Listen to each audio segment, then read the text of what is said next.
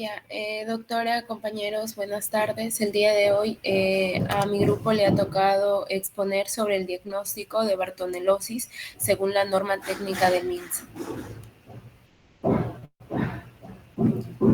Siguiente diapositiva, por favor.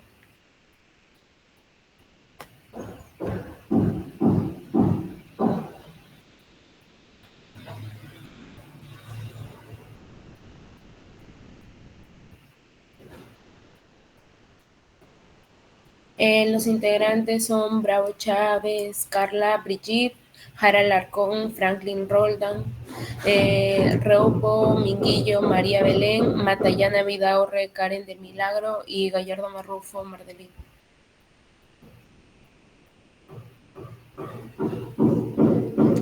Ya, la definición, bartonelosis es el término clínico que define las infecciones por las bacterias del género Bartonella. En este momento, este género incluye 24 especies, de las cuales 3 se suelen asociar a enfermedades en el ser humano. Entre ellas está la Bartonella valiciformis, la Bartonella henselae y la Bartonella quintana. Los diversos bacilos gram-negativos son de bastante importancia médica. El origen histórico, bueno, en la Bartonella, su nombre lo recibe por el médico Barton, quien efectuó la primera descripción de la Bartonella valiciformis. Bartonella valiciformis se llama por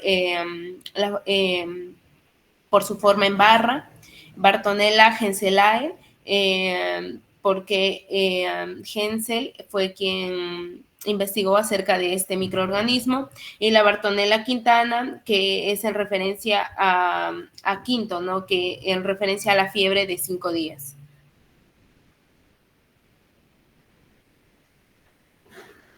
Bueno, la bartonelosis es una enfermedad infecciosa asociada de manera especial a la historia del Hospital Nacional 2 de Mayo. El 27 de agosto de 1885, Daniel Alcides Carrión se inocula la sangre de la verruga peruana de un paciente hospitalizado en la sala de las Mercedes de dicho nosocomio. Sufre la enfermedad aguda y fallece el 5 de octubre de 1885, que con ello demostró que era posible la transmisión de esta enfermedad, ¿no? Esta enfermedad es de carácter bifásico, se le conoce como fiebre de la orolla o la verruga peruana, convirtiéndose así Daniel Alcides Carrión como el mártir de la medicina peruana. Ya, bueno, la Bartonella valiciformis es aeróbica, un bacilo gram negativo, intracelular, especialmente en las células endoteliales y eritrocitos, pleomórfico móvil. Su temperatura óptima para su desarrollo es entre 25 a 28 grados Celsius y es unipolar, que tiene de 2 a 16 flagelos. La proteína BB65 ha sido identificada como una de las principales antígenos específicos de la Bartonella valiciformis, y sus factores de virulencia son la deformina, la motilidad y las proteínas IALA y ALB, ¿no? Como ya lo dije, el médico peruano Alberto Barton aisló y describió la Bartonella valiciformis como un agente etiológico responsable de la verruga peruana. Bueno, el vector es Lutzomia, que es del género Lutzomia, ¿no? Principalmente para la verruga peruana es la especie Lutzomia verrucarum, ¿no? Que en 1913 Townsend la identificó como el vector responsable de esta enfermedad. Son más pequeñas que un mosquito, su coloración varía de color pardo claro, o sea, rojizo café, a gris o negro. Tiene un patrón estacional, el cual obedece a las diferentes condiciones climáticas de la zona, aumenta en número a partir de marzo a junio, y solo las hembras se alimentan de la sangre, requieren humedad, y su alimentación es nocturna, ¿no?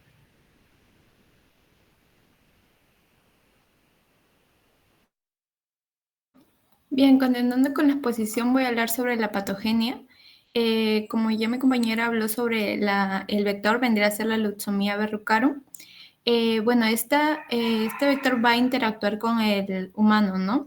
Y pues le va a picar y va a inocular la Bartonella bacilliformis, lo que va a hacer que al tener esa interacción, la Bartonella va a empezar a replicarse en las células endoteliales, ¿no?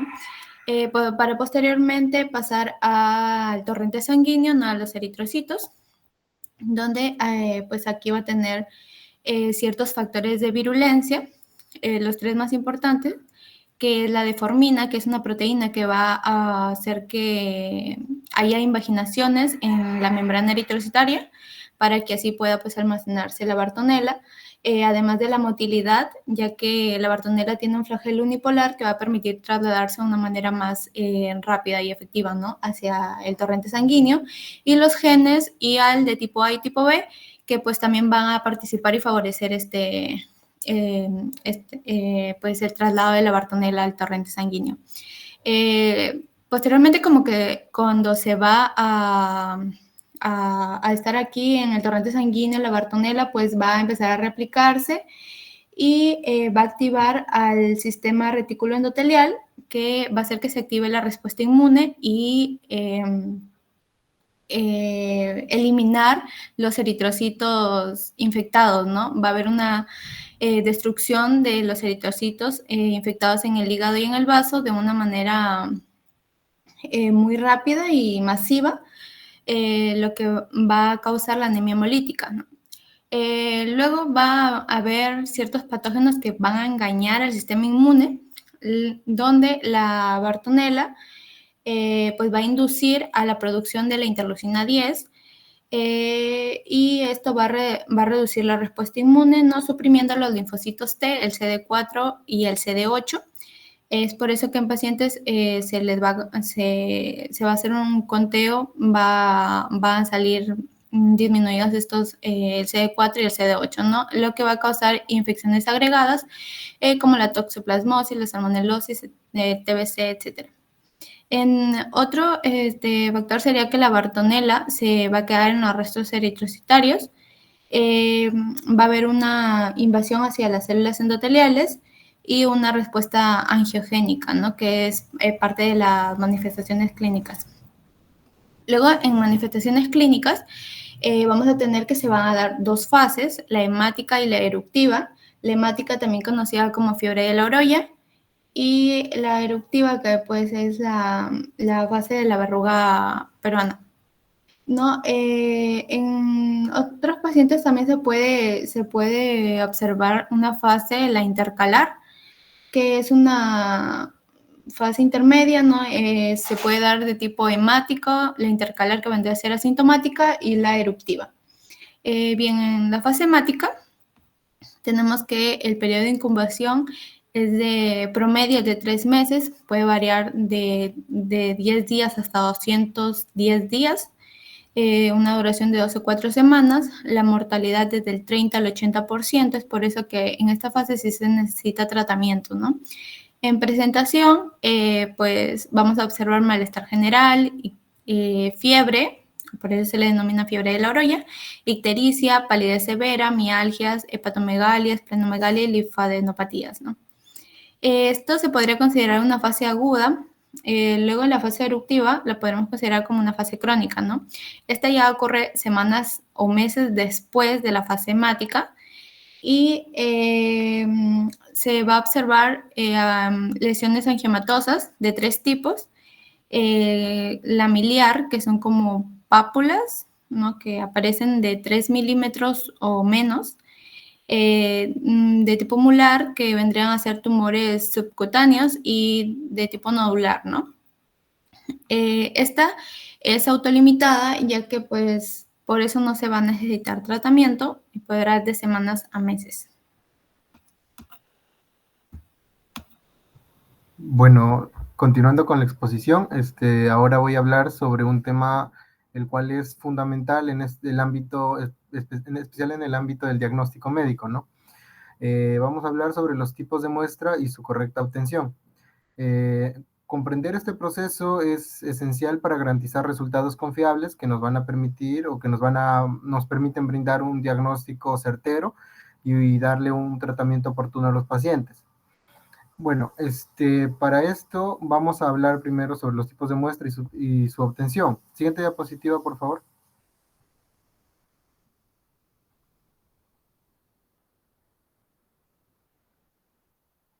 Siguiente diapositiva, por favor, compañero. Bueno, comencemos hablando sobre los tipos de muestras, ¿no? En el diagnóstico de las enfermedades, especialmente estas enfermedades infecciosas, cada tipo tiene indicaciones precisas, ventajas y limitaciones que debemos conocer y aplicar con rigurosidad. Por ejemplo, uno de los tipos de muestras que podemos obtener son la sangre periférica. Este tipo de muestra va a ser fundamental, especialmente en la fase aguda de las enfermedades y especialmente para identificar bacterias en glóbulos rojos o realizar hemocultivos. Para realizar este procedimiento, se va a desinfectar la zona de punción, generalmente en la vena antecubital, y se extraen de 2 a 5 mililitros de sangre en un tubo con anticoagulante. El momento ideal va a ser antes de iniciar un tratamiento con antibiótico y no olvidar también que no va a presentar contraindicaciones específicas, salvo en casos de acceso venoso complicado. Siguiente diapositiva. Luego vamos a encontrarnos con lo que sería el hemocultivo, ¿no? El hemocultivo va a ser indicado ya en situaciones críticas, como episodios de fiebre persistente. Los hemocultivos nos van a ofrecer una alta sensibilidad. Para su obtención se va a realizar con una técnica estéril, realizar una punción venosa, como anteriormente lo dijimos, para recolectar esta vez de 5 a 10 mililitros de sangre y los vamos a distribuir en frascos aeróbicos y anaeróbicos. Una de las limitaciones que va a tener este tipo de muestra es que radica en la necesidad de una infraestructura de laboratorio adecuada para realizar estos hemocultivos, ¿no? Las ventajas, como ya dije, son la alta sensibilidad en la fase inicial, y aparte de ello es una gran muestra y una gran obtención para para brindar un diagnóstico. Siguiente diapositiva. Luego vamos a tener las biopsias en las lesiones cutáneas. Especialmente en la fase eruptiva es esencial para confirmar la presencia de patógenos, ¿no? Como la Bartonella bacilliformis en el tejido. El procedimiento va a ser principalmente desinfectar la zona, luego se realiza una biopsia por un punch de aproximadamente 3 a 4 milímetros y se conserva en formalina al 10% para el análisis histológico. No va a ser recomendable en pacientes con trastornos de coagulación, por las contraindicaciones que esto nos conllevaría, ¿no? Y las complicaciones posibles que nos podría dar. Algunas de las ventajas es que nos va a dar un diagnóstico preciso de lesiones cutáneas. Siguiente diapositiva. Asimismo, también vamos a tener lo que sería el raspado de las lesiones cutáneas, que en el raspado de las lesiones cutáneas va a ser como una alternativa a la biopsia, ya que este método es menos invasivo y es adecuado en la fase eruptiva. Va a ser indicada no como ya dije, en alternativa a la biopsia, y su obtención consiste en raspar suavemente la lesión con una cuchilla estéril y extender el material sobre un portaobjetos limpio. Aunque su sensibilidad es menor, su simplicidad lo hace una opción más viable que la biopsia que mencioné anteriormente. En caso de la muestra de médula ósea, esto se va a realizar en casos graves o con diagnósticos inciertos, y la médula ósea puede proporcionar respuestas cuando otros métodos ya han fallado.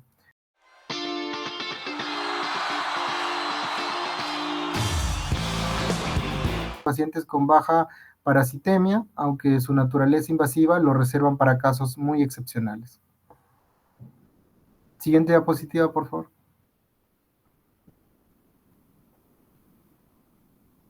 Siguiente diapositiva. Bueno, ahora vamos a ver las técnicas de tinción. Este va a ser un protocolo estandarizado, ¿no? Y va a presentar las principales técnicas de tinción y procedimientos para el diagnóstico temprano y preciso de la bartonelosis.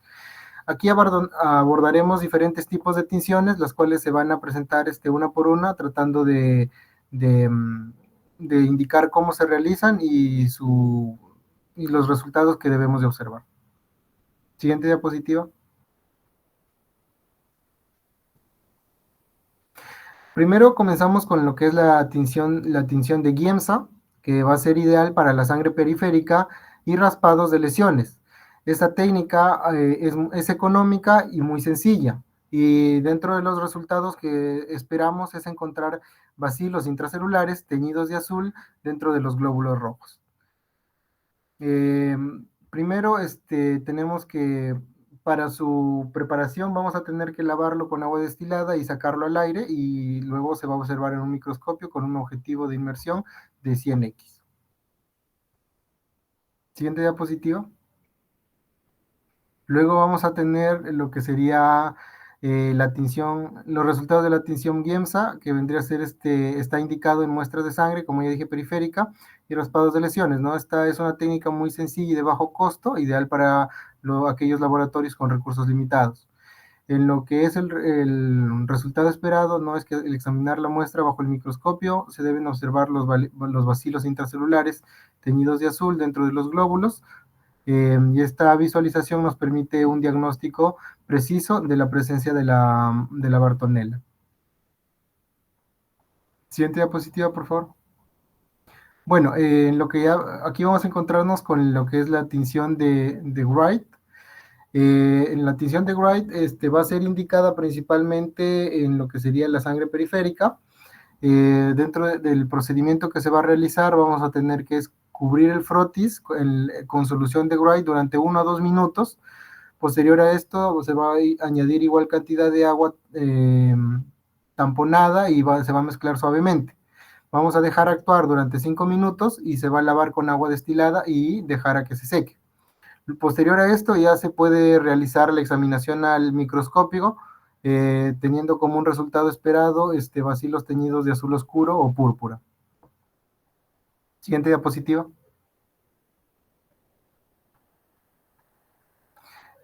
Ahora tenemos lo que sería la tinción de Worthing-Starry.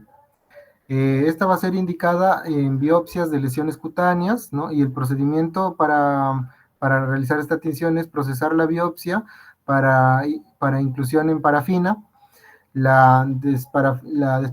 desparafinar y rehidratar la muestra. Posterior a esto se va a aplicar la solución de nitrato de plata con ácido fórmico y se va a incubar a 60 grados centígrados durante 1 o 2 horas. Y se va a observar al microscopio para identificar ya los bacilos oscuros en el fondo claro. Siguiente diapositiva.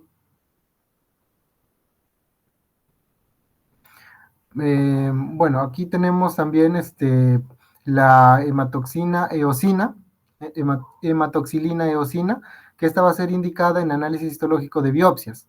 Su procedimiento va a ser procesar la muestra mediante la técnica estándar de la inclusión en parafina y luego realizar una tinción sucesivas con hematoxilina y la eosina, y posterior a esto se va a proceder a la observación en microscopio, donde al examinarla se puede identificar cambios histológicos característicos de una infección por Bartonella, donde se pueden identificar patrones inflamatorios y también vasoproliferativos.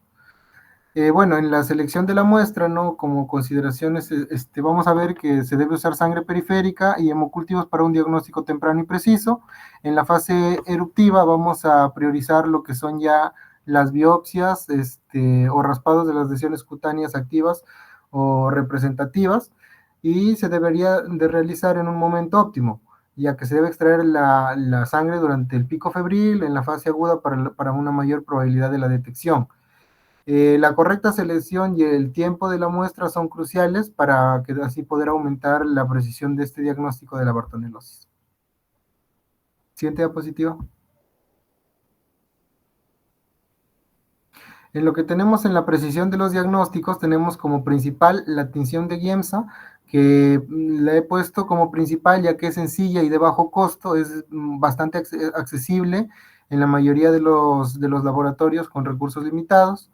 Luego tenemos la tinción de Wright, que va a complementar, sí, a la de GIEMSA y nos va a ofrecer una visualización alternativa.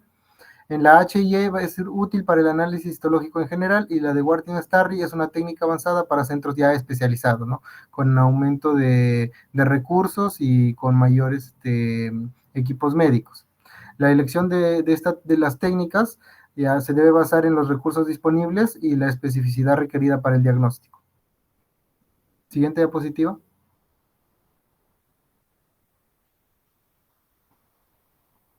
Le doy pase a mi compañero.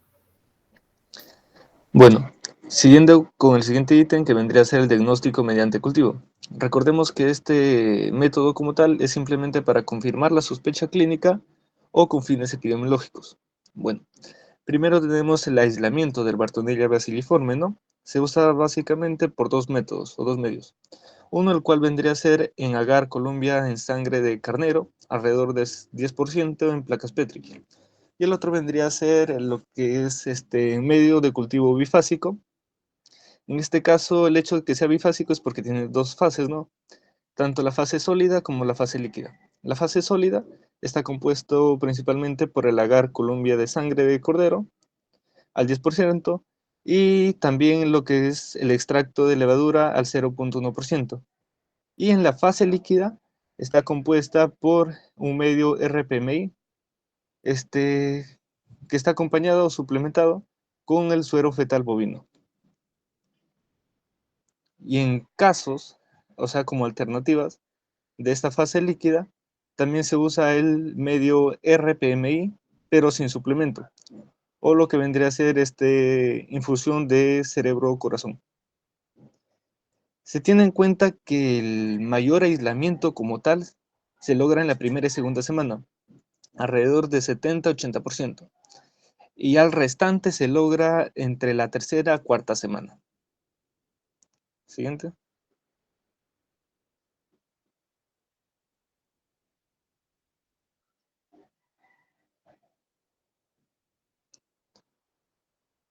Bueno, tenemos primero que todo el procedimiento, pero en cultivo de placas Petri, ¿no? Lo primero que nada se va a hacer es centrifugar la muestra con la finalidad de lisar los eritrocitos. Una vez centrifugados, lo que va a hacer es inocular alrededor del 0.5 a 1 mililitro de sangre sobre el agar Columbia, ¿no? Dejando que la sangre fluya sobre la superficie del medio, luego cerrando la placa. Como observamos en la imagen, se está inoculando la sangre. Bueno, luego lo que se va a hacer es colocar la placa de muestra sembrada ya en una bolsa de polietileno.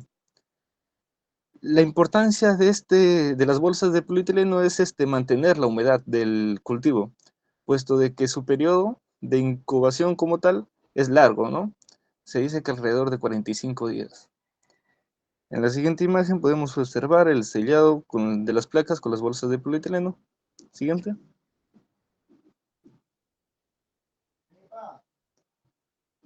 Bueno, ahora tenemos la lectura de estos cultivos ya realizados, ¿no? Se dice que se debería examinar con un periodo de 45 días, como ya mencioné, con dos métodos, ya sea con una lupa o con una luz transmitida. Si se desarrolla colonias, en este caso, entre 24 y 72 horas, nosotros podemos afirmar que no se trata de un Bartonella bacilliforme, pero igual tendríamos que hacer unos estudios para saber qué bacterias están colonizando, ¿no? Por eso es de que se realiza un examen de microscopio de las colonias, se realiza un frotis de esa colonia y luego se pasa a teñirlas, ¿no? Con un colorante gram, ya sea para ver si son gram positivas o son gram negativas. La finalidad de identificarlas como tal es para realizar el antibiograma correspondiente, ¿no? Bueno, en el caso, en el aislamiento primario de las colonias Bartonella bacilliforme, se desarrollan alrededor de entre 4 días a 6 semanas de incubación, puesto que, como había mencionado, su periodo de incubación como tal es largo, ¿no? O sea, crecen lentamente como tal. Son colonias pequeñas, se dice que alrededor de 1 milímetro de diámetro, son translúcidas, tipo rocío o blanquecinas. Se pasa a realizar el examen de frotis de una colonia, teñirlas con colorante Gram para observar la forma de la bacteria como tal.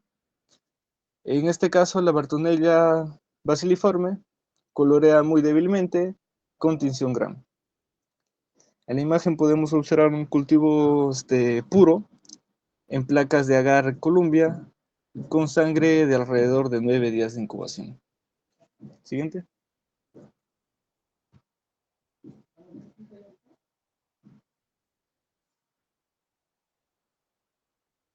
Ya, en este caso el otro procedimiento que tenemos es el procedimiento para cultivo de medio bifásico. Como les mencioné, tiene una fase líquida y la otra fase sólida. Lo primero que se hace es extraer con una jeringa la sangre total del tubo que contiene la muestra de la sangre.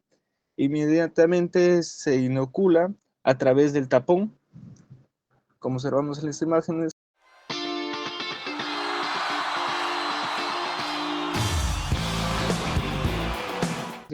Pero en este caso se usa una pipeta de transferencia estéril, como estamos observando en la imagen.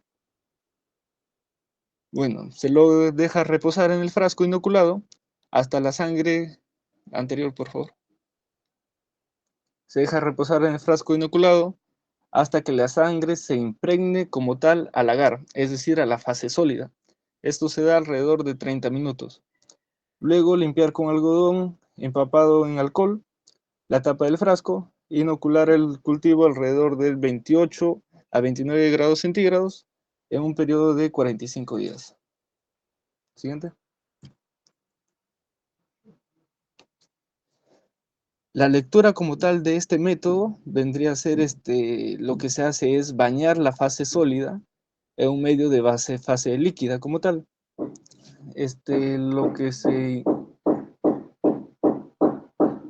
En podemos reducir, concluir que si al pasar 24 o 48 horas se nota un desarrollo de colonias sobre en este caso, el plano ya inclinado, es decir, en la fase sólida, o se nota turbidez o lisis de los hematíes en la fase líquida, se debe realizar un subcultivo en placas de agar de sangre y proceder a la identificación como tal del microorganismo. En este caso, al tener una colonización en un periodo de 24 a 48 horas, nosotros también podemos afirmar que no se trata de un Bartonella basiliforme. Pero si en caso se observa un crecimiento de colonias, ya sea el crecimiento de colonias, la turbidez, la hemólisis después de 6 a 7 días de incubación, ya podríamos considerar el Bartonella basiliforme, pero se debería desarrollar, realizar como tal un subcultivo de placas, en este caso en agar Columbia de sangre.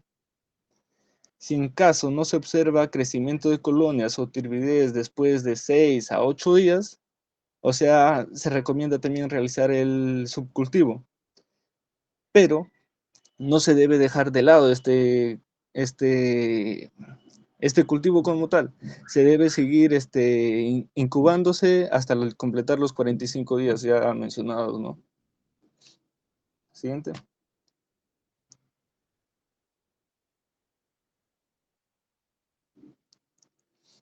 Bueno, por otro lado tenemos forma de diagnóstico del bartonellosis.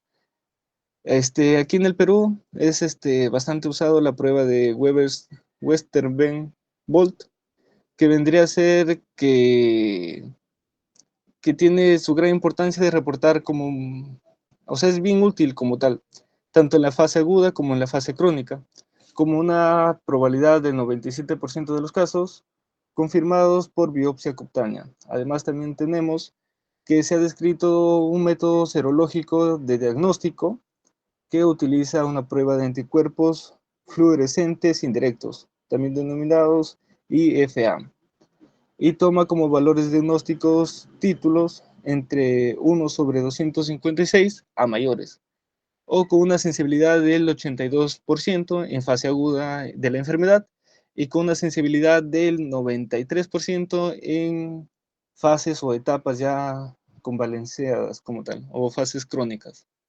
Siguiente.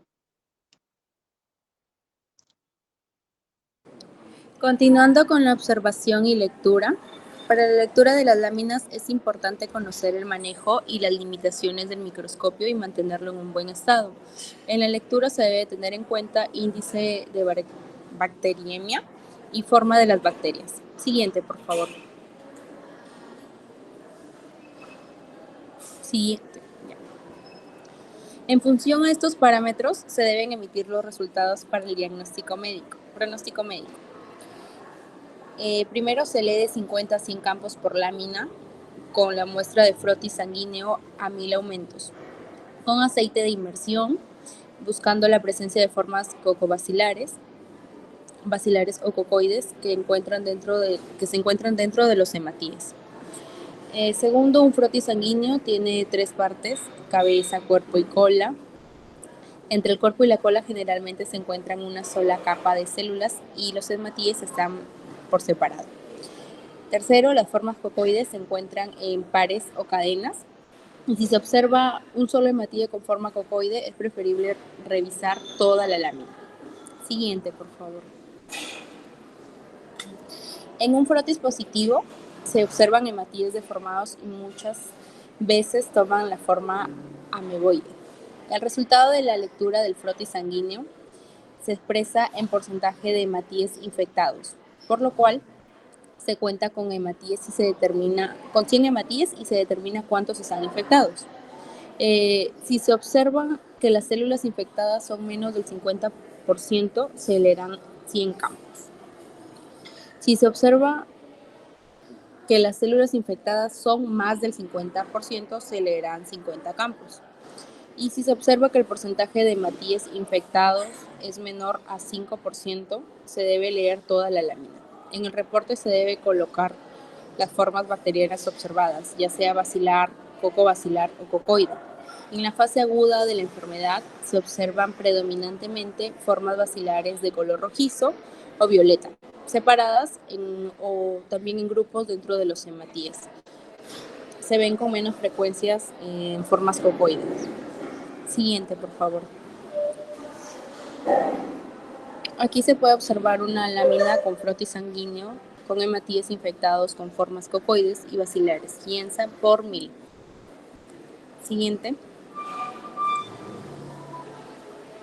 Otra lámina que también observamos el frotis sanguíneo con 100% de hematíes infectados. En la tercera lámina encontramos otro frotis sanguíneo con 100% de hematíes infectados. En la cuarta también podemos observar frotis sanguíneos con 100% de hematíes infectados. Siguiente. Y en la última lámina, un frotis sanguíneo con 40% de hematíes infectados con formas cocoides de B. Siguiente. Buenas tardes. Para continuar con lo que es el seguimiento y control, lo primero que sería ante un caso de bartonelosis sería recetarle al paciente no analgésicos para controlar el dolor, la hidratación en caso de que el paciente presente una deshidratación por lo que es la fiebre. En este caso, para la bartolonesis aguda, vemos en la evaluación clínica que se realizaría en el tercero, en el séptimo, el 14 día, en el 30 día y en el 60 día de iniciado el tratamiento, ¿no? Vamos a ver la evaluación por laboratorio que se daría a través del frotis en lo que es el día 3 y en el día 14 de iniciado el tratamiento. Pero si queremos un examen para mayor sensibilidad, daríamos lo que es el hemocultivo, ¿no? En este caso, en la bartolonesis aguda, vamos a ver si es que se necesitaría de transfusiones en caso de anemia severa o también de oxigenoterapia en caso de que haya un compromiso respiratorio. Siguiente diapositiva. En lo que corresponde a la bartolonesis crónica, o también llamada la verruga perruna, a este se daría una evaluación clínica en el día 7, 14, 30 y 60 después de iniciado el tratamiento. La evaluación por laboratorio nos indicaría a través de un frotis en el día 7 y 14 Y con fines epidemiológicos ya se daría lo que es un hemocultivo en lo que corresponde al día 30 y 60, ¿no? También opcional se daría lo que es una crioterapia para lo que es la eliminación de las verrugas. Siguiente diapositiva.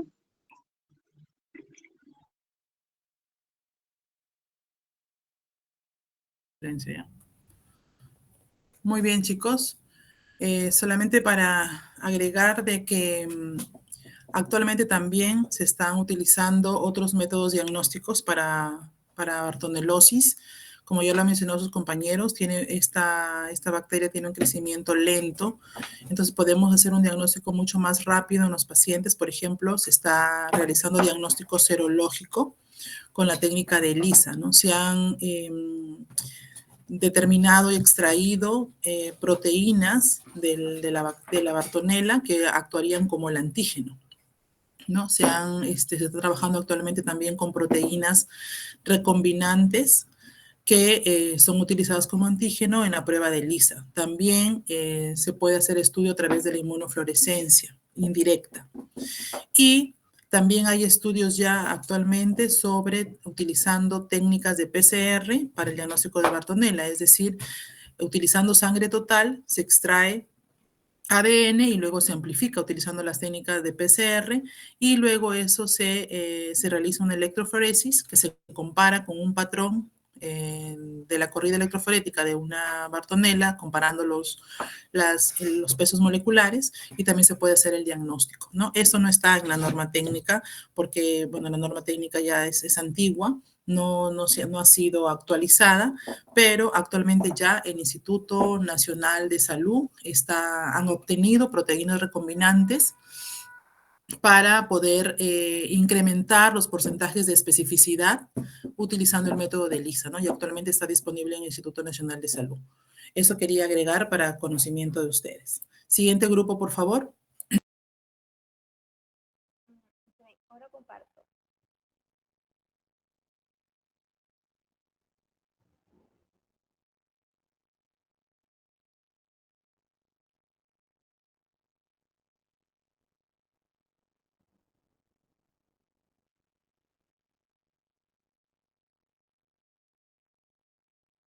Bien, ¿se puede?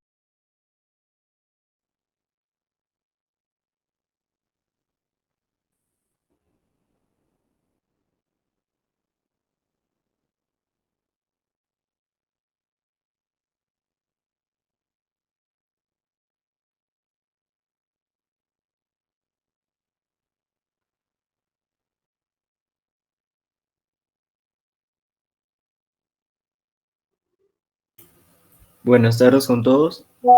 Vamos a hacer la exposición de examen de heces. Mi grupo y yo vamos a comenzar. Siguiente diapo. Esos son los integrantes. Quien les habla: Calderón La Rosa, Dávila Mondragón, La Madrid Sánchez, Tineo Lara, Zúñiga Cabrejos y La Torre Vilca. Bueno, una pequeña introducción es que el examen de heces tiene como el objetivo principal el estudio principalmente de la diarrea crónica. También se puede utilizar para diarreas agudas, pero solamente las que son de origen infeccioso. En este sentido, el estudio de las heces va a brindar información importante que ayuda en el diagnóstico diferencial de diversos trastornos del tracto gastrointestinal, como por ejemplo puede ser la mala digestión, la mala absorción o el sangrado o infección por diversos mecanismos, ya sea por bacterias, virus o parásitos. Por otra parte, también se dice que durante los últimos años, el estudio del examen de las heces se ha demostrado eficaz ante el cribado de pacientes con cáncer colorectal, donde es la sangre en heces el síntoma inicial más temprano. Así también, por ejemplo, a través de las heces podemos evaluar el análisis de patologías extragastrointestinales, como pueden ser algunos problemas hepáticos o biliares, y también enfermedades pancreáticas. Y bueno, en esta presentación vamos a hablar acerca de las características normales de las heces, en primer lugar, tanto en la observación directa y también el correcto procedimiento para la toma de muestra. Y también vamos a hablar sobre una valoración macroscópica como microscópica, y una observación hematológica, bioquímica y microbiológica. Siguiente. Bueno, la importancia del diagnóstico médico o de el examen de las heces es para establecer la etiología de la diarrea crónica. Por ejemplo, en una pancreatitis crónica, mayormente se dice que se da por una diarrea por mala absorción.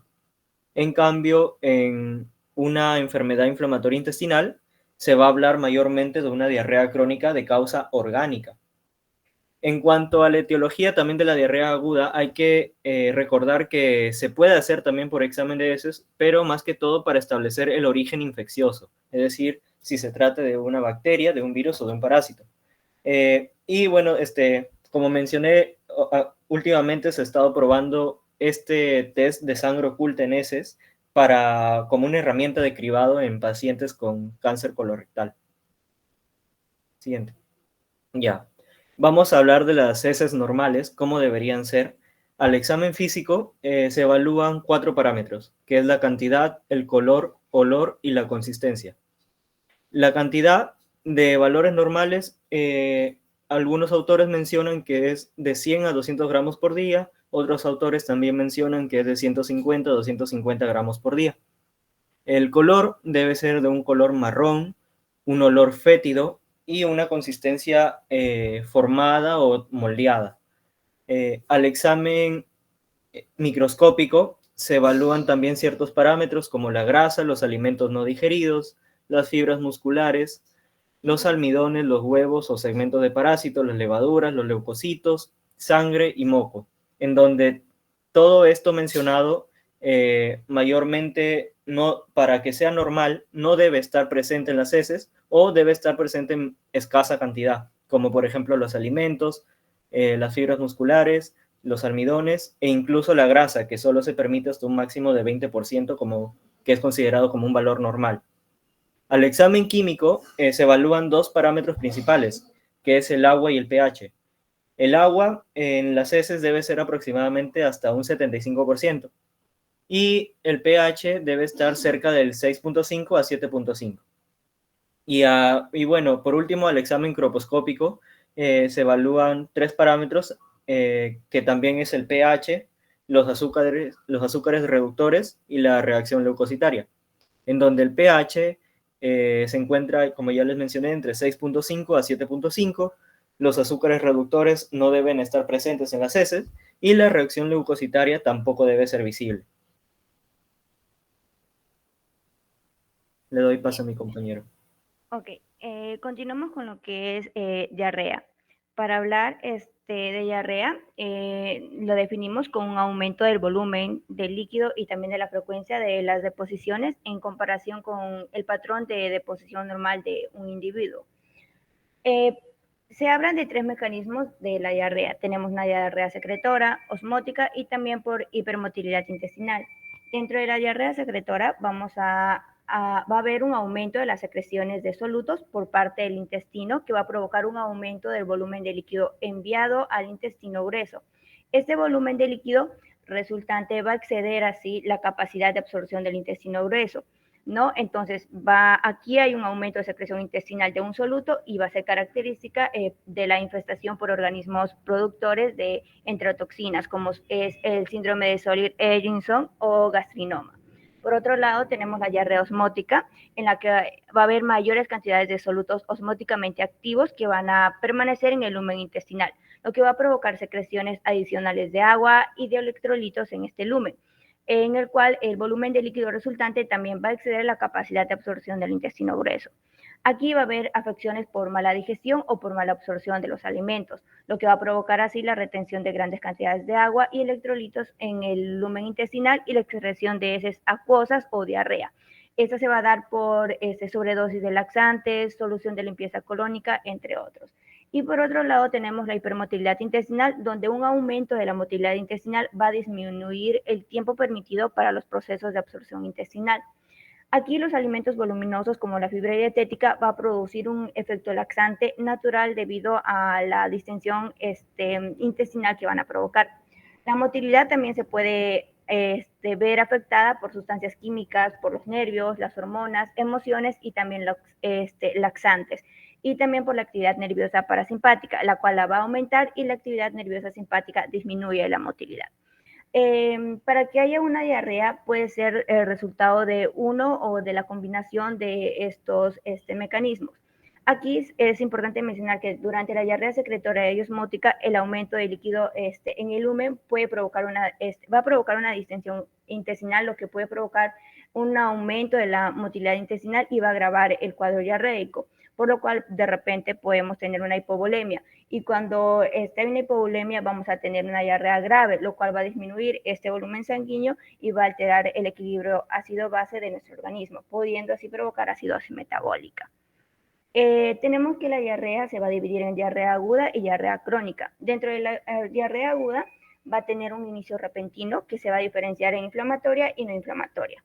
La duración de la diarrea aguda es menor a 2 a 4 semanas. Dentro de la diarrea aguda no inflamatoria, algunos síntomas son, va a haber un gran volumen de heces, también náuseas y vómitos que va a variar según el patógeno. Los mecanismos diarreicos pueden ser por los 3 que mencioné anteriormente, pero va a predominar lo que es la diarrea secretora y osmótica. Dentro de algunos patógenos que van a provocar esta diarrea aguda no inflamatoria, tenemos algunas toxinas preformadas que se van a dar por intoxicación alimentaria. Dentro de ellos tenemos el Staphylococcus aureus. Luego tenemos dentro virus como el norovirus o rotavirus, que puede ser se va a dar mediante contacto de persona a persona o mediante el agua o la comida. Dentro de las bacterias tenemos a la E. coli. Dentro de los parásitos vamos a tener a Giardia lamblia y dentro de los medicamentos algunos antibióticos o agentes de quimioterapia. Esta diarrea se puede convertir en una diarrea crónica si no se interrumpe el tratamiento de estos medicamentos. Dentro de la diarrea aguda inflamatoria, algunos síntomas principales es que el volumen de las heces va a ser de normal a pequeño. También estas heces van a ser sanguinolentas, también puede que provoque tenesmo o fiebre. Dentro de los mecanismos van a predominar lo que es la diarrea secretora debido a la invasión colónica o también por hipermotilidad intestinal. Dentro de algunos patógenos vamos a tener algunas bacterias como Salmonella, Shigella o Clostridium difficile. Y también Escherichia coli enteromorrágica o vibrios. También dentro de los parásitos vamos a tener a Entamoeba histolítica o tenias. Bueno, luego continuamos con lo que es la diarrea crónica. Esta va a durar más de 4 semanas y a menudo también 8 o más. Se caracteriza por el volumen y apariencia de las heces. También vamos a tener lo que es una diarrea crónica inflamatoria y también no inflamatoria. Dentro de las características fecales de una diarrea crónica inflamatoria, vamos a tener que dentro del sanguinolento va a estar producida por algunas enfermedades como es la colitis ulcerosa y su mecanismo va a ser mediante la osmótica por una mala absorción de los alimentos. Luego, en una característica sanguinolenta o acuosa, vamos a tener algunas las enfermedades como es alergia alimentaria, por ejemplo, la leche de vaca, enfermedad de Crohn o enteritis por radiación. Algunos mecanismos, por ejemplo, en la enfermedad de Crohn vamos a tener el mecanismo osmótico por mala absorción y en la alergia alimentaria también osmótica por mala absorción y la enteritis por radiación también osmótica por una mala absorción. Dentro de la característica acuosa tenemos algunas enfermedades como es la enfermedad celíaca, su mecanismo diarreico va a ser osmótico, igualmente de la colitis microscópica, pero también puede haber una diarrea secretora. Por otro lado, en una diarrea crónica no inflamatoria, aquí vamos a dividirlo en dos, en un volumen normal a pequeño, es decir, a menor de 1 litro por día. Esta diarrea generalmente va a cesar con el ayuno. Algunas enfermedades asociadas va a ser la enfermedad pancreática como pancreatitis crónica, cáncer de páncreas y el mecanismo diarreico pues es osmótico por mala absorción o por un aumento de la grasa fecal. Y por otro lado tenemos una diarrea de gran volumen, es decir, cuando hay de 1 a 3 litros por día o más, pero esta diarrea va a persistir con el ayuno. Algunas enfermedades pueden ser el abuso de laxantes, hormonas y tumores secretores y tumores secretores de hormonas como es la prostaglandina, cáncer medular de tiroides o gastrinoma. Aquí el mecanismo diarreico va a ser una diarrea secretora que va a estar, se va a producir mediante la noche. Bien, también es importante diferenciar de una esteatorrea. Una esteatorrea se define como una diarrea caracterizada por un contenido de grasa que va a exceder los 7 gramos por día. Y esta es una característica común de pacientes con síndromes de una mala absorción. Dentro de las muestras fecales se va a presentar pálidas, grasosas, voluminosas, esponjosas o pastosas y tiene un olor extremadamente desagradable.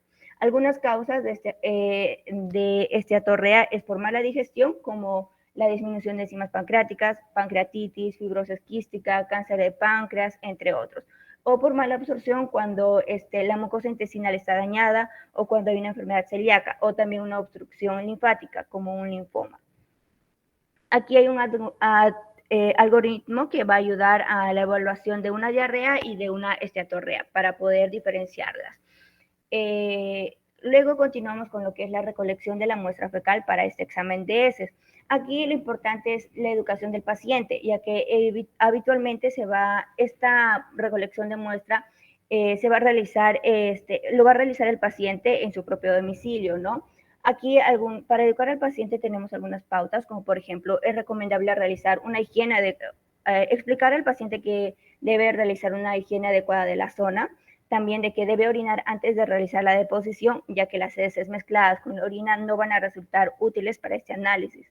También para esta recolección se utilizan algunos recipientes de plásticos estéril que están provistos de una pequeña espátula. Mayormente lo venden en farmacias.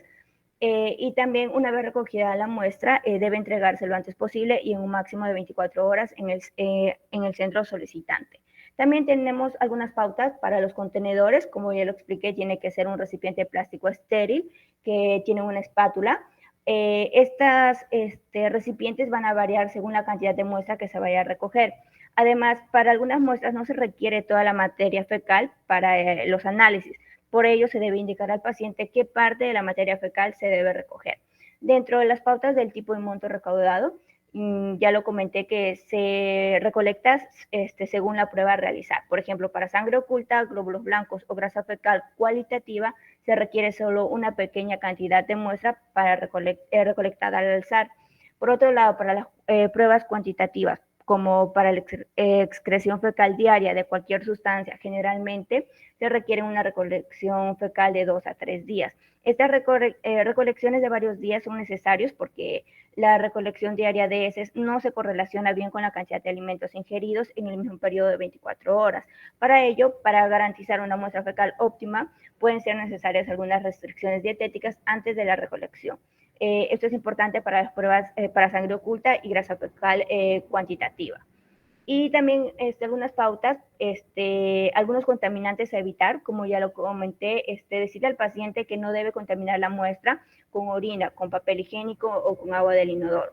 También debe evitar contaminar el exterior de los recipientes de recolección, ya que la detección de protozoos puede verse afectada negativamente por la contaminación de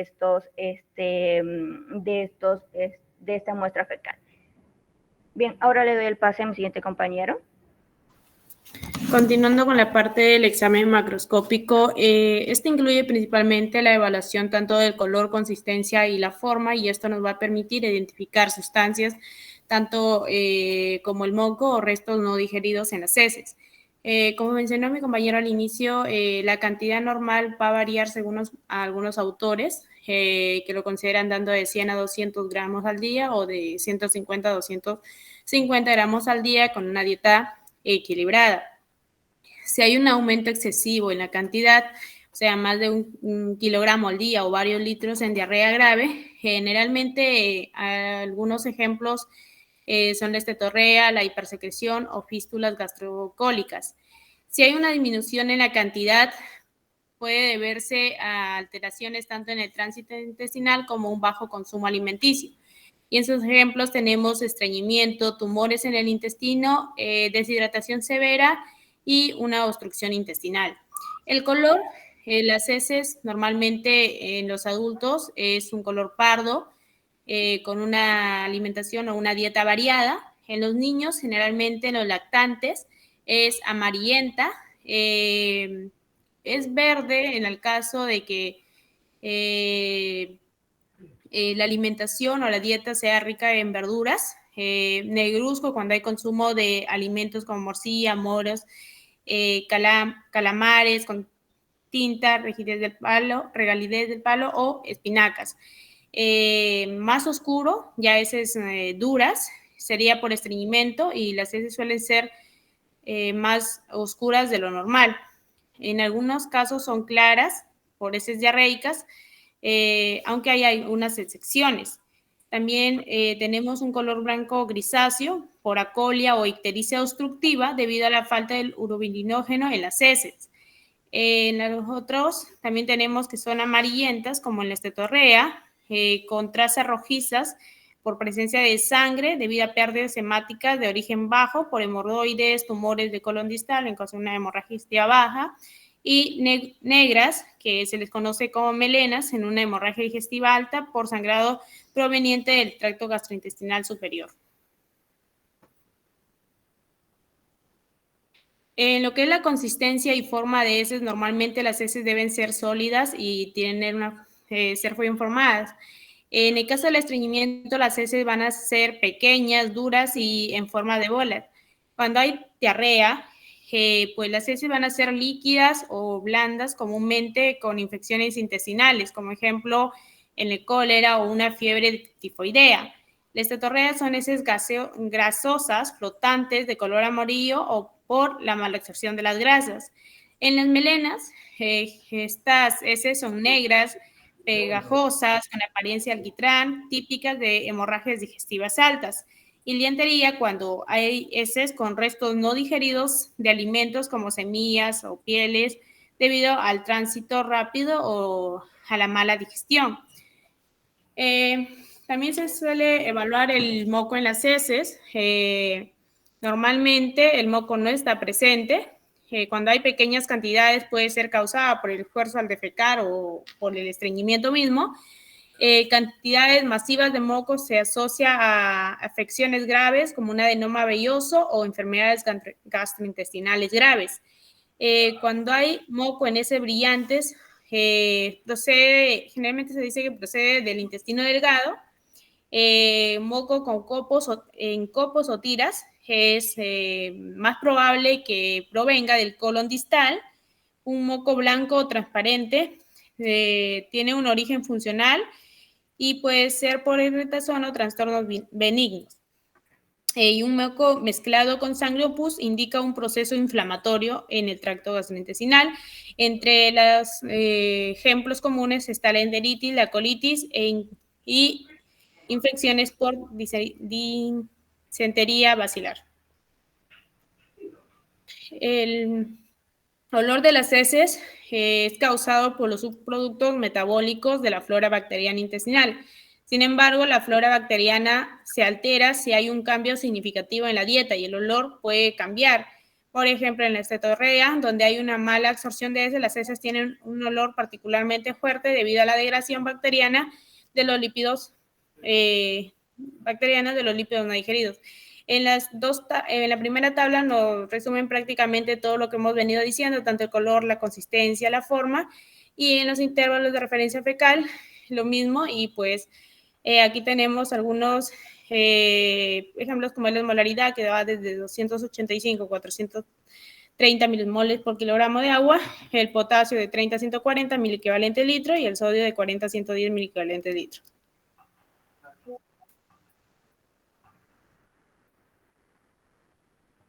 Ya, continuando con la exposición, vamos a hablar sobre el examen microscópico. Este es una prueba diagnóstica que nos va a permitir observar a través de un microscopio elementos presentes en una muestra fecal, ya sea parásitos, bacterias, leucocitos o otros microorganismos que nos van a permitir detectar infecciones o problemas intestinales. Cuando hay presencia de leucocitos, este básicamente es un indicador clave de que hay una reacción inflamatoria en el tracto gastrointestinal. Para ello, la detección de leucocitos se realiza mediante la observación para determinar claramente la cantidad y la morfología de los mismos. Vamos a poder encontrar leucocitos polimorfonucleares o mononucleares, ¿no? Los polimorfonucleares son células con núcleo segmentado y básicamente van a estar asociados a procesos bacterianos, donde va a haber abundantes leucocitos y frecuentemente van a estar acompañados de matíes. También vamos a tener, bueno, los mononucleares, que estos son células que tienen núcleo pero que no son segmentados, como los monocitos o linfocitos. Y estos los vamos a ver comúnmente en procesos virales. Siguiente diapositiva. Ya, con respecto al examen directo, hay que tener en cuenta que en este estudio es crucial procesar la muestra rápidamente, aproximadamente entre 20 a 30 minutos tras su obtención, para que evitar que se seque y que los trofosoditos pierdan la movilidad, ya que puede afectar los resultados. Además, que no se debe aceptar las muestras almacenadas en refrigeración, ya que esto también puede comprometer, adulterar el análisis. Para ello tenemos el examen directo de solución salina fisiológica al 0,85% y de solución de Lugol, ¿no? La de solución salina fisiológica nos permite observar lo que viene a ser formas móviles de los parásitos trofozoitos y estadios como las larvas y los huevos. Aquí vamos a poder observar leucocitos, que básicamente indican inflamación, eritrocitos y también cristales anormales de Charcot-Leyden. También vamos a poder visualizar aquellas estructuras sin color artificial que nos van a permitir un análisis en el estado más natural. Con respecto a la solución de Lugol, esta nos permite básicamente inmovilizar y visualizar aquellos parásitos con claridad para poder identificar su morfología. Aquí esta los tiñe los parásitos, facilitando la observación de pequeños detalles internos como el núcleo, las vacuolas y los flagelos. Siguiente diapositiva. Ya. Con respecto al procedimiento, vamos a necesitar materiales como aplicadores de madera, portaobjetos, cubreobjetos, Lugol, solución salina y un microscopio. Primero, en la preparación inicial vamos a colocar una gota de solución salina al lado izquierdo del portaobjeto y también una gota de solución de Lugol al lado derecho. Luego, en la edición correspondiente a la muestra, vamos a mezclar lo que viene a ser una pequeña porción fecal de 1 a 2 miligramos con cada solución, y luego vamos a cubrir y marcar colocando un cubreobjeto sobre cada gota. Luego, para después analizar básicamente sistemáticamente, comenzamos visualizando con el objetivo de 10X o con el objetivo de 40X. El objetivo de 10X básicamente permitir observar lo que son huevos, larvas y helmintos, mientras que el objetivo de 40X nos va a permitir observar lo que son quistes de ameba, de giardias o balantidio. Siguiente diapositiva. Tenemos también lo que concierne a los métodos de concentración, que estas son técnicas utilizadas en laboratorio para aumentar básicamente la probabilidad de detectar parásitos, quistes, huevos o larvas, que van a estar presentes básicamente en las heces, ¿no? Pero en bajas concentraciones. Entonces, esta técnica lo que hace es lo separan, ¿no? Y se concentran los elementos de los parásitos y nos facilita la observación en el microscopio. Tenemos técnicas cuantitativas y cualitativas, de las cuales una de ellas es la técnica de Cato-Cax, la cual básicamente para poder realizarla necesitamos los materiales de solución de Cato, que va a estar compuesta por glicerina, por agua destilada y por el verde de malaquita al 3%. También aplicadores de madera, lámina portaobjetos y pinza. Para ello también necesitamos papel celofán de 2 por 4 centímetros, en el cual vamos 24 horas antes tener que sumergir el papel celofán en la solución de Cato para luego poderlo usar en la técnica.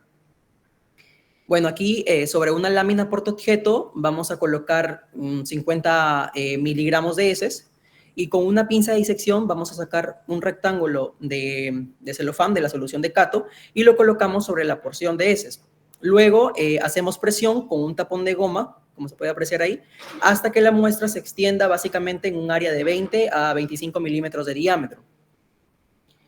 Después se debe realizar la aclaración de la materia fecal en una cámara húmeda, aproximadamente entre 30 a 45 minutos, pero se puede acelerar el proceso con una fuente de luz aproximadamente a 10 minutos. Luego, esto se examina, ¿no?, bajo el microscopio para poder observar recorriendo el área. Aquí vamos a poder detectar parásitos como el Ascaris lumbricoides, también el Trichuris trichura y también el esclistosoma. Dentro de algunas ventajas, esta nos permite una cuantificación directa del número de huevos de acuerdo al gramo de las heces, ¿no?, lo que nos ayuda a evaluar básicamente la carga parasitaria. Siguiente diapositiva. Ya, con respecto al método cuantitativo, tenemos técnicas de concentración de heces por flotación o por fijación, en la cual tenemos el método de Faust o flotación en sulfato de zinc. Aquí vamos a necesitar tubos de ensayo, portaobjetos, cubreobjetos, sulfato de zinc al 33,3%, Lugol, agua, gasas, aplicador de madera y una centrífuga. Primero, con un aplicador de madera o con una cucharilla vamos a echar lo que son 2 gramos de heces y luego vamos a aplicar de 8 a 10 mililitros de agua en un vaso precipitado para realizar la mezcla, ¿no? Y lo movemos uniformemente. La mezcla se va a pasar a un tubo de ensayo a través de gasas para poderla filtrar. Aquí también se le agrega más agua. Cuando ya está listo el tubo de ensayo, vamos a proceder a centrifugarlo a 2.500 repeticiones por minuto, básicamente por 3 minutos. Cuando se termina este tiempo, se va a eliminar el líquido excedente o sobrante y esto se va a repetir 2 veces más hasta poder obtener un líquido claro. Cuando ya tenemos el sedimento, eliminamos el líquido y vamos a agregarle el sulfato de zinc. Este se agita y se coloca en la centrífuga. Terminado esto, se coloca una laminilla cubreobjeto para posterior a ello colocarlo en una lámina portaobjeto y se agrega de 1 a 2 gotas de Lugol para poder observar detalladamente en el microscopio. Siguiente diapositiva. Luego tenemos el método de Willis, que esta es una técnica cualitativa que detecta huevos de parásitos pero livianos. Y este aprovecha básicamente la capacidad que tiene de flotar en la solución de cloruro de sodio. Pero aquí esto se utiliza para básicamente casos de baja carga parasitaria. Dentro de los materiales, como podemos apreciar ahí en la imagen, y en el procedimiento básicamente vamos a necesitar realizar la muestra colocando la solución de Wills en una cajita recolectora de heces hasta la mitad. Luego vamos a añadir una pequeña cantidad de heces. Vamos a homogeneizar con un aplicador de madera. Luego vamos a poner una lámina portaobjeto sobre la cajita y vamos a rellenar con más solución de Wills hasta formar un menisco que toque básicamente la lámina. Vamos a esperar 10 minutos para que los huevos asciendan y se queden impregnados básicamente en la lámina. Luego rápidamente vamos a voltear la lámina para capturar el material y luego vamos a secarlo en la parte de abajo. Vamos a sacar el exceso de la solución y lo vamos a utilizar en el lente del microscopio a 10x, ¿no? Evitando que básicamente toque el lente del microscopio, ya que es corrosivo el líquido. Siguiente diapositiva, por favor. Le cedo la palabra a mi compañero. Bueno, continuando con la exposición, tenemos el examen microbiológico de heces, que básicamente es un procedimiento que nos va a permitir identificar microorganismos anormales, ¿no? Ya sean bacterias, virus, parásitos, relacionados con enfermedades gastrointestinales, ¿no? Además, nos ayuda a evaluar desequilibrios en la flora intestinal y detectar portadores de agentes infecciosos con fines epidemiológicos, ¿no? Tenemos bueno, en cuanto al proceso de recogida de muestras, la muestra no debe mezclarse con orina y debe recogerse en frascos estériles y enviarse rápidamente al laboratorio para evitar alteraciones. En ese cuadro está resumido, ¿no? El método diagnóstico en cuanto a las bacterias es por medio del cultivo de su estudio microscópico, de los virus por medio de detección de antígenos virales mediante técnicas inmunológicas, y de los parásitos un examen microscópico de heces frescas con observación de formas vegetativas, es decir, trofozoitos y los huevos. Ahí tenemos ejemplos de cada uno. En el caso de las bacterias, los bacterias más frecuentes, ¿no? Salmonella, Campylobacter, Shigella, incluso la Escherichia también. Y luego de los virus, el rotavirus. Y de los parásitos tenemos el Amoeba histolítica, los helmintos y también las tenias. En cuanto a las recomendaciones de las muestras, en las bacterias no es necesario repetir el cultivo si el resultado es positivo. En los virus, tomar muestras recientes, ya que la excreción del virus es intermitente. Y en los parásitos se recomienda tomar muestras durante al menos 3 días, ¿no? Para aumentar el rendimiento diagnóstico. Ahora, después lo más importante acá, ya, en cuanto al tiempo de resultado, ¿no? Las bacterias rápido con un cultivo adecuado. Igualmente los virus, ¿no? Mediante la detección de antígenos. Y en los parásitos va a ser dependiendo del tipo de parásito y del método utilizado, ¿no? Puede requerir varios días. Siguiente, por favor. Y al lado tenemos el coprocultivo, que es un examen microbiológico de las heces, ¿no? Utilizado para aislar e identificar solamente bacterias, patógenos que puedan ser responsables de infecciones gastrointestinales. No, en primer lugar, en cuanto a la recolección de la muestra, se debe obtener una muestra fresca de heces en frascos estériles, y es fundamental evitar la contaminación con agua u otros fluidos, ¿no? Luego se realiza una preparación en laboratorio, ¿no? Se realiza una inspección directa para identificar los posibles patógenos visibles. Y luego, ¿no? Por medio de los cultivos, en este caso el agar MacConkey, el sangre y el agar SS, ¿no? Y esos medios van a favorecer el crecimiento, ¿no? De las bacterias patógenos y su identificación. Luego, ¿no? La incubación durante 24 y 28 horas. Luego la identificación de dichos patógenos, ¿no? Una observación macroscópica de las colonias en los medios de cultivos, ¿no? Se va a analizar las características como el color, la forma, el tamaño. Y luego, ¿no? El famoso antibiograma, ¿no? Que nos permite determinar determinar la sensibilidad de las bacterias aisladas a diferentes antibióticos, ¿no? Y bueno, esos resultados nos van a permitir seleccionar el tratamiento más adecuado, ¿no? Para combatir la infección bacteriana. Y por último, el laboratorio, ¿no? Va a informar al médico sobre los patógenos identificados en la muestra de heces. A la derecha vemos tres imágenes de los 3 agares. En primer lugar tenemos al agar MacConkey, ¿no? Positivo, donde se observa la Escherichia coli, ¿no? Son colonias rosadas de Escherichia coli, donde nos indican que hay una fermentación de la lactosa. Luego, agar sangre positivo, que hay presencia de aeromonas en zonas de hemólisis. Y por último, el agar SS positivo a Salmonella y a Shigella. Siguiente. Bueno, continuamos con la evaluación hematológica y bioquímica de heces. Vamos a comenzar con la sangre oculta en heces. Tenemos lo que es la prueba de Guayaco. Esta prueba se basa en la detección en la actividad de pseudoperoxidasa de la hemoglobina en la muestra fecal, la cual produce una quinona de color azul verdoso. ¿Cuáles son las ventajas de esta prueba? Las ventajas son que es muy económica y ampliamente disponible. Es un método rápido y de fácil implementación en laboratorios y clínicas. Sus limitaciones es que da muchos falsos positivos, ya que debido a la ingesta de alimentos con actividad de peroxidasa como carnes rojas, nabos o rábanos, o medicamentos como la aspirina y AINES pueden dar positivo. O los falsos negativos, que habiendo una hemorragia del tracto gastrointestinal superior, no puede ser detectado si la hemoglobina se degrada antes de llegar al colon. En la preparación previa, debido a estas limitaciones, se recomienda al paciente que no consuma carnes rojas ni vitamina C en alta dosis o ciertos vegetales como los rábanos en menos de 48 a 72 horas antes de la prueba. Siguiente.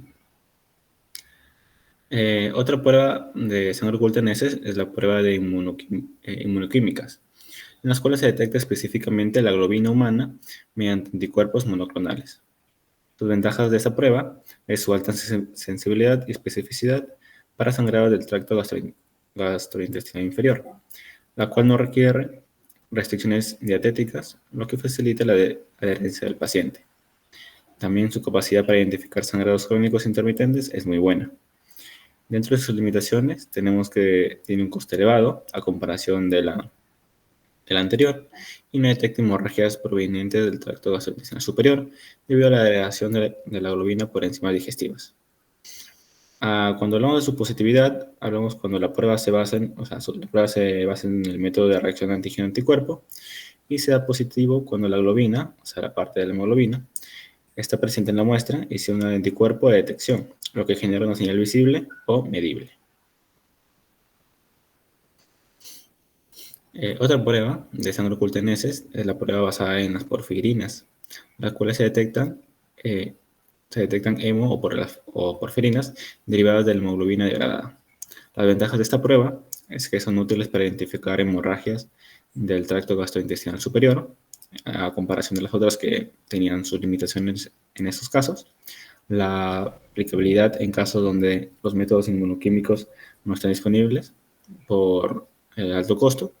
Sus limitaciones de la prueba es que requiere técnicas más complejas y puede ser influenciada por la dieta. Y bueno, lo más común es que dé falsos negativos. En algunos casos la hemorragia es muy pequeña o si el sangrado es crónico y la cantidad de porfirinas es muy baja y la prueba puede no detectar la sangre adecuadamente. Ya.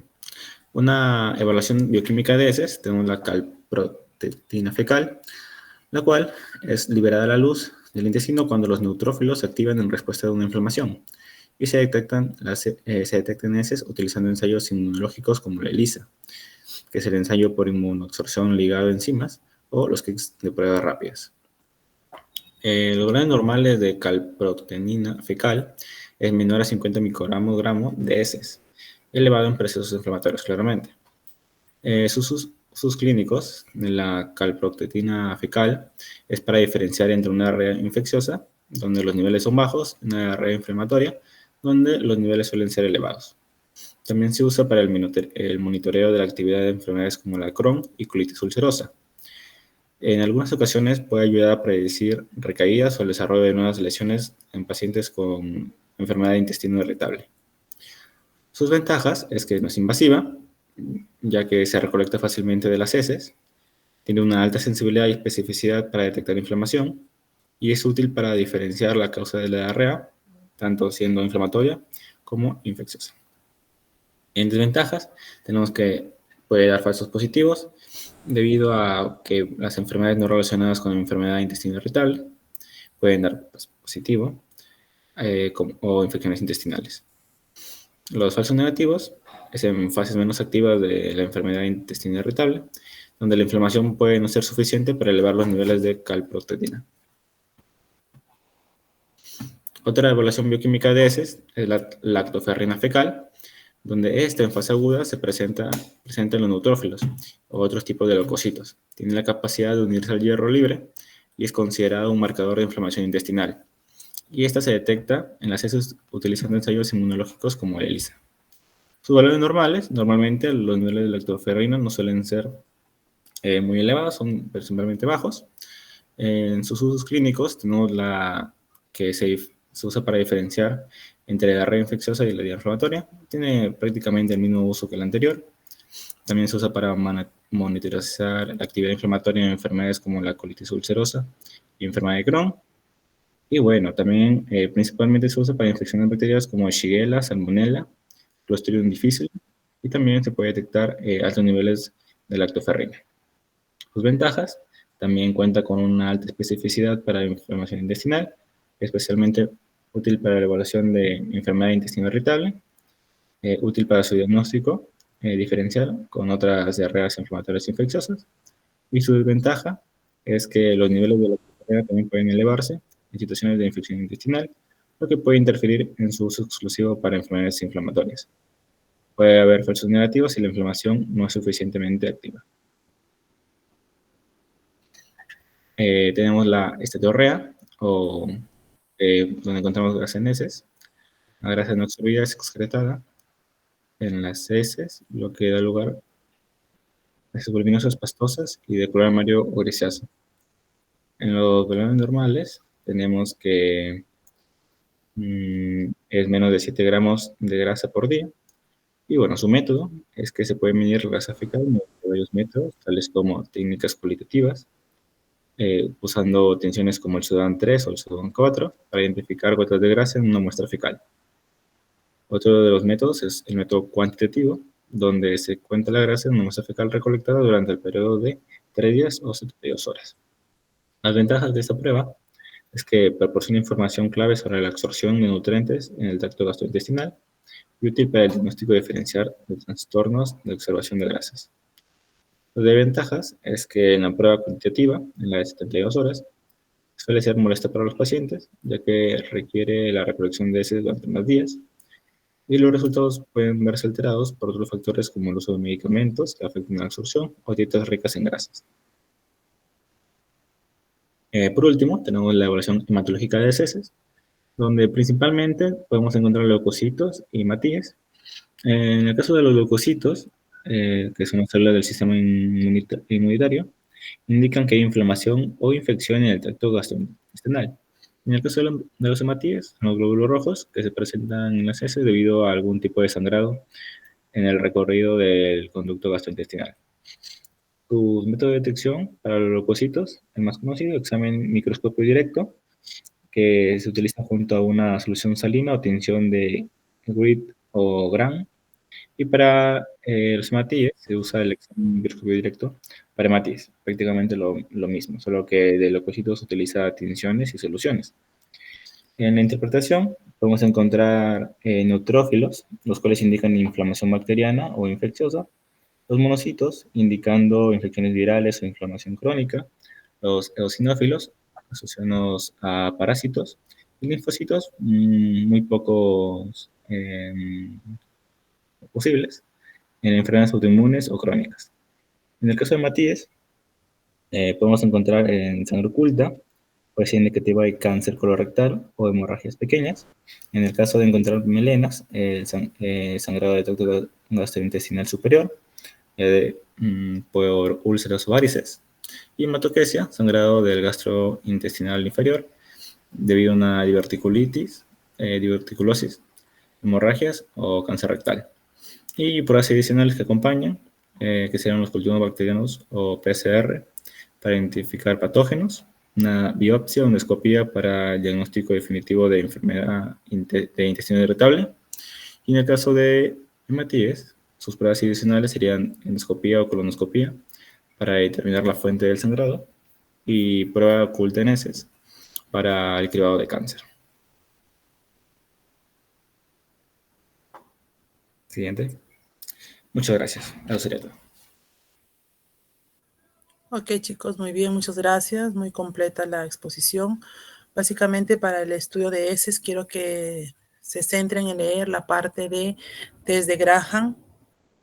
Va a venir también los métodos de concentración de parásitos y la prueba de sangre oculta en heces. Esos 3 puntos, por favor, leer sobre este tema. Bien, y hasta aquí serían los temas que entrarían en el examen la próxima semana. Por favor, ahora solamente se van a quedar en línea los del grupo A1, por favor. Hasta luego, doctora. Gracias. Hasta luego, gracias. Gracias.